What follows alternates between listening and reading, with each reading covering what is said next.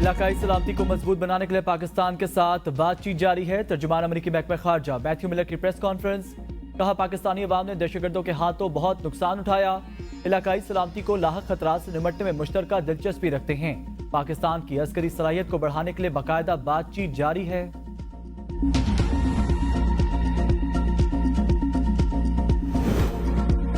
शुमाली वजीरिस्तान में शहीद कैप्टन उसामा बिन अरशद की नमाज जनाजा अदा कर दी गई। चकलाला गैरजन नमाज जनाजा में वजीर आजम शहबाज शरीफ और army chief general Syed Asim Munir की भी शिरकत।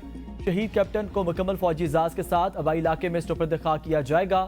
वजीर आजम कहते हैं, कौम गैर मुल्की दहशतगर्दों और उनके सहूलतकारों के खिलाफ पुरअज़म है। मुल्क दुश्मनों को पूरे निज़ाम के साथ मल्टी डोमेन हिकमत अमली के जरिए मुकम्मल शिकस्त दी जाएगी।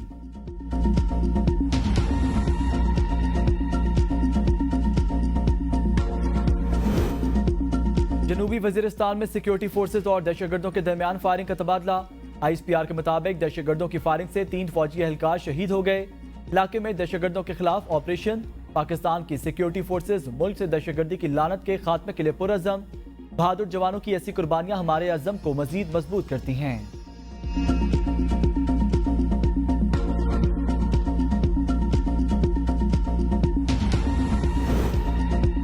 वफाकी हुकूमत ने ISI को कॉल रिकॉर्ड और ट्रेस करने का इख्तियार दे दिया। Mobile call, WhatsApp call, messages और दीगर एप्लीकेशंस की रिकॉर्डिंग की जा सकेगी। नोटिफिकेशन जारी। फोन रिकॉर्ड करने की इजाजत पाकिस्तान टेलीकम्युनिकेशन एक्ट 1996 की दफा 54 के तहत दी गई। नोटिफिकेशन के जरिए कॉल रिकॉर्डिंग के साथ मैसेजेस और कॉल ट्रेस करने का इख्तियार भी दे दिया गया। वजीर आजम की मंजूरी से खुफिया इदारे के ग्रेड 18 या उससे ऊपर के अफसरान को यह इख्तियार दिया गया है।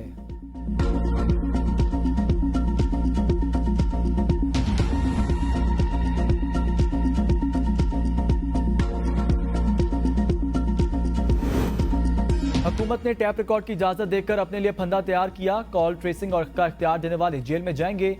अपोजिशन लीडर उमर अयूब का वफाकी हुकूमत के लामिये पर रद्दअमल। कहते हैं, इसी कानून के जरिए आसिफ जरदारी, नवाज शरीफ और शहबाज शरीफ जेल में जाएंगे।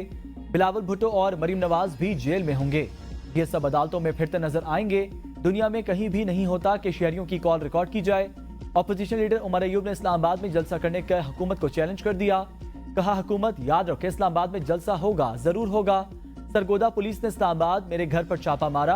पंजाब पुलिस की जानिब से छापा गैर कानूनी है। पंजाब पुलिस के खिलाफ तहरीक इस्तेहकाक पेश करूंगा।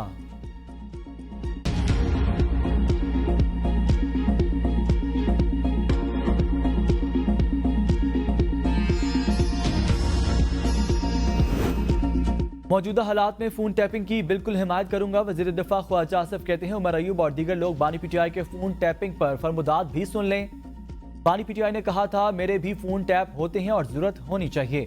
फोन टैपिंग मामला कानूनी मराहिल से गुजर रहा है। नेशनल सिक्योरिटी के मामलात पर यह जरूरी हो जाता है।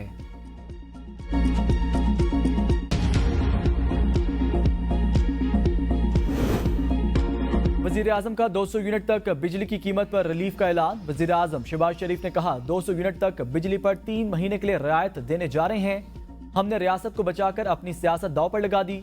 पिछली हुकूमत ने मुल्क से करप्शन खत्म करने के दावे किए। कहा गया, लूटे गए 300 अरब वापस लाएंगे।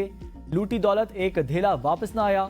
हकीकत में हल्का यारियों की जेबें भरी गईं। अब मुश्किल वक्त से मुल्क निकल चुका। सबकी कोशिशों से मुल्क को डिफॉल्ट से बचाया। अगर कहीं IMF की मदद ना होती तो आज कहां का बजट और कहां सियासत हो। 90 दिन में करप्शन खात्मे के दावे किए गए। हम सबकी काविशों से पाकिस्तान डिफॉल्ट से बच गया। PTI हुकूमत ने अपनी सियासत की खातिर मुल्क को दाव पर लगाया। 190 मिलियन पाउंड की रकम खजाने में जमा कराने के बजाय खुर्द-बुर्द की गई। साबिक दौर में महंगे तरीन IMF प्रोग्राम को सियासत की नजर किया गया। IMF से मिलकर बजट बनाने में कोई राज की बात नहीं। हमने नवाज शरीफ की क़यादत में अवाम की खिदमत का बेड़ा उठाया। शमसी तवानाई से सस्ती बिजली पैदा होगी और अवाम को रिलीफ मिलेगा। हुकूमत सूबों के साथ मिलकर बजट प्रोग्राम शुरू करेगी। FBR की 100% डिजिटाइजेशन हो रही है।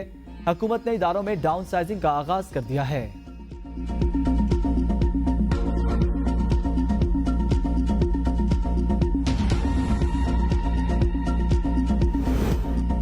सुप्रीम कोर्ट में मखसूस नशिस्तों से मुतल्लिक केस का फैसला महफूज। दौरान समाज जस्टिस जमाल ने कहा, एक ही पार्टी से डिक्लेरेशन और कागजात नामजदगी वाला क्या आजाद उम्मीदवार होगा?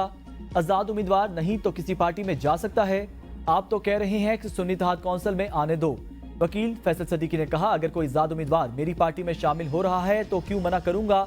उस पर जस्टिस इरफान सादत ने कहा, आपकी पार्टी की तो बोनस मिल गया, इलेक्शन में हिस्सा लिया न सिर्फ जीती, जिन्होंने इलेक्शन जीता उन्होंने आपकी पार्टी में शमूलियत इख्तियार कर ली।